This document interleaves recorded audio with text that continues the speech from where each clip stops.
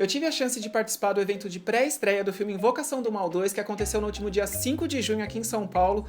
Eu fui a convite do site Trilha do Medo e aproveito para deixar aqui registrado o meu agradecimento pelo convite. Valeu, Trilha! O evento foi bem legal e já tem vídeo aqui no canal com alguns registros que eu fiz, dá pra ter uma ideia de como que foi. Mas vamos falar do que interessa. James Wan acertou mais uma vez com esse filme, porque eu nunca ia imaginar que a sequência de um dos melhores filmes dele iria se tornar o melhor filme dele.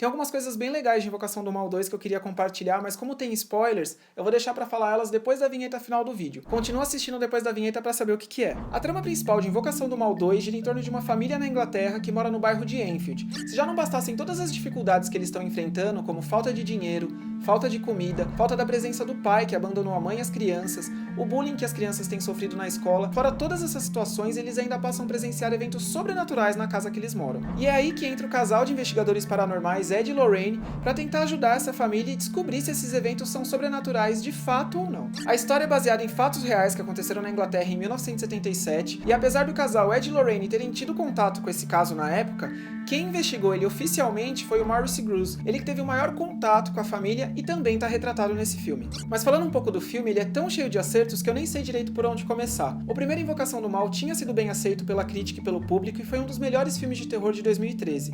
E aqui James Wan consegue criar um filme ainda melhor que o primeiro. Eu lembro do diálogo que o Kevin Williamson criou em Pânico 2, onde o Randy e o policial Dewey estão conversando sobre as regras de sequências em filmes de terror, que o Randy comenta que nas sequências as cenas de morte são muito mais elaboradas. E essa regra se aplica em Invocação do Mal 2 porque as cenas de terror são muito mais presentes durante a narrativa do que no primeiro filme. O filme faz mais uso de efeitos especiais, é um pouco mais fantástico que o primeiro, mas o James Wan tem uma direção tão segura que ele nunca deixa que esse lado fantástico, que os efeitos especiais se sobreponham à história que ele quer contar. E é isso que diferencia o filme dele de todos os outros filmes de terror e que faz ele funcionar tão bem. Sabe aquela sensação ruim de que algo vai dar errado ou que alguma coisa bem ruim vai acontecer? Então, essa sensação está presente durante o filme todo. O James Wan trabalha bastante a sensação do medo, a antecipação ao susto. Ele não quer te dar aquele susto fácil, ele quer te deixar bem nervoso e quando chegar o susto, ele vai tentar te pegar da maneira mais surpreendente possível. Em algumas cenas, o susto até acaba funcionando como um alívio, depois de toda aquela tensão que ele conseguiu criar. É bem legal. Outra coisa que diferencia Invocação do Mal 2 de outros filmes de terror é que aqui, apesar da gente ter os espíritos, ter os demônios, ter as reviravoltas, nada disso é tão importante quanto os personagens do filme. E esse filme tem grandes personagens. O fato da gente se preocupar bastante com eles e se ver envolvido na história faz toda a diferença aqui, que multiplica o terror e faz com que a gente sinta muito mais medo. É um filme sobre laços, sobre o laço entre mãe e filho, o laço que une uma família, o laço do casamento. Então tem várias histórias aqui que são muito importantes. E o James Wan nunca esquece disso. Ele não tá querendo contar a história do demônio do filme ou tentar justificar por que o demônio tá atacando essa família.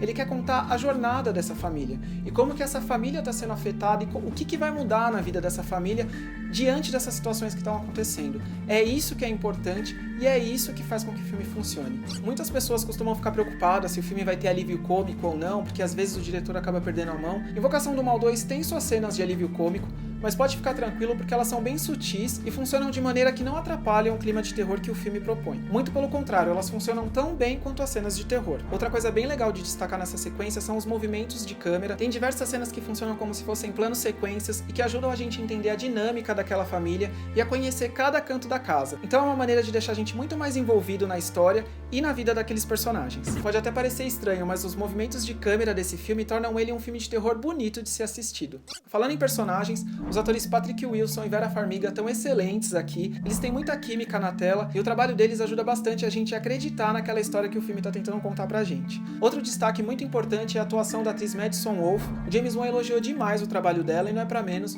porque o personagem dela tinha tudo pra ser caricato, mas não, ela consegue entregar uma atuação bem realista, bem emocionante, que é impossível não se comover com o destino da personagem. Outra presença nesse filme que vale destaque é a do Javier Botet, que interpreta um personagem que não aparece nos vídeos de divulgação do filme, então não vou revelar que personagem é esse para não estragar a surpresa, mas só para você ter uma ideia do trabalho do Javier Botet, ele já deu vida aos personagens Menina de Medeiros do REC, a mãe do filme Mama, os fantasmas da Colina Escarlate e do demônio do ainda inédito aqui no Brasil, The Other Side of the Door. E tenho certeza que quando você estiver assistindo Invocação do Mal 2 e o personagem que ele interpreta aparecer em cena, você vai saber exatamente quem é. Sobre o roteiro, roteiro, essa sequência contou com 4 nomes, sendo que um deles é o próprio James Wan, mostrando que ele tem domínio total da obra dele e que ele sabia exatamente que história que ele queria contar. Fora ele, o roteiro também foi escrito pelos irmãos gêmeos Chad e Carrie Hayes, que tem no currículo filmes como A Colheita do Mal, o remake da Casa de Cera e o primeiro Invocação do Mal. E o quarto nome envolvido nesse roteiro é o do David Johnson, que também foi responsável pelo roteiro do filme A Órfã.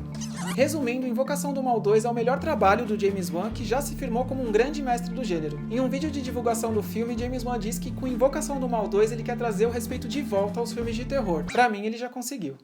Mas e aí, o que você achou de Invocação do Mal 2? Já foi assistir? Deixa aqui nos comentários o que você achou do filme e não esquece de se inscrever no canal. Até o próximo vídeo.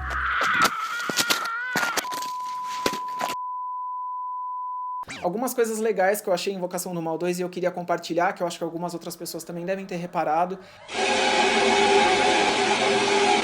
é que eu acho bem legal na cena do Homem Torto, que é justamente o personagem que o Javier Botet interpreta, que eu comentei aqui no vídeo. Sempre que ele vai atacar, a gente tem aquele pré-anúncio com o brinquedo girando e ele sumindo de dentro do brinquedo. Eu achei isso bem legal. Outra coisa que eu achei genial no filme, e que eu só reparei na segunda vez que eu assisti, é que em 2 cenas o nome do demônio aparece de forma subliminar no filme. Na primeira cena é quando o Ed comenta com a Lorraine que teve aquele sonho envolvendo uma freira e ele acabou pintando a imagem do demônio. Eles estão conversando na cozinha e enquanto eles estão conversando, se você reparar bem na janela atrás deles, tem algumas letras que formam o nome do demônio. Na outra cena é quando a Lorraine tá na sala com a filha dela. Se você reparar na estante atrás delas, as letras que formam o nome do demônio estão distribuídas entre as prateleiras. É uma coisa que eu achei muito legal e que acabou deixando o filme mais incrível ainda pra mim. Outra sutileza apresentada pela história é meio que uma explicação do porquê o demônio assume a figura de freira. Tem uma cena na cozinha que o Ed tá conversando com a Janet que ele comenta, de um momento marcante da vida dele envolvendo uma freira. E esse momento tá muito ligado com a fé que o Ed tem. Então o demônio assumir essa figura de freira é como se fosse uma afronta à fé do Ed. Então Invocação do Mal é cheio dessas sutilezas,